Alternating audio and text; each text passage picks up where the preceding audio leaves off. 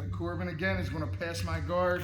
By the time I start reacting, he gets the underhook, he gets his sidearm, but I need to keep my elbow tight so that when he does come into side control, I'm in tight here on his hip, and I can use my grappling hook here. This thumb comes inside his collar immediately, and I pull down as I go to my back here. I'm breaking his posture. I'm not allowing him to sit up to attack this arm. If I allow him, if I'm just here, at any place around my arm is here, he can start attacking my arm, and I'm in trouble. He can go to north-south Kimura, he can do straight arm locks. My arm on this side over his shoulder is not a good thing.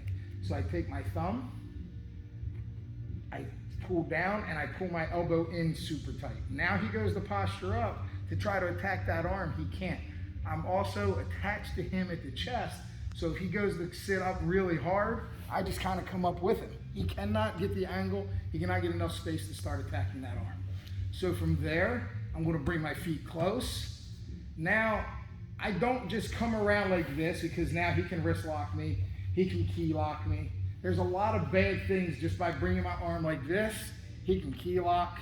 By bringing my hand inside here, he can wrist lock. There's a lot of bad things if I don't get space to bring my arm across. So what I'm gonna do there is I'm gonna just start bumping. And I'm just gonna bump, bump, bump. It might take me 8, 10 bumps to get him where I can get my arm across. But as long as I keep this grappling hook here and this tight here, I can start bumping, and then I'm just gonna slide my hand across and over underneath his neck. And you'll see that here in a second. So I got this super tight here, my elbows down tight. I have my feet close to my butt. I have my grappling hook here.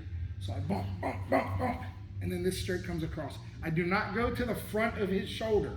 He can, if he takes this arm around and now grabs my elbow and starts turning his shoulder in, he's gonna get a wrist lock. So I set my hand on top of the shoulder so that if he starts doing that again, my hand is free up top on the shoulder. I have my frame under his chin, and I have my grappling hook here. I like to keep my hips off the mat because as soon as I settle down, he feels comfortable getting settled again. But if I stay up, it's kind of unsettling for him. At that point, I like to step this foot out. That allows me to turn my hips into him as I do what we call a baby bridge. I'm going to use my elbow and push him toward the Salty Dog logo, and this stays in his hip to control him from moving north-south on me. So I step out, bridge in, shrimp, get my legs back inside for guard.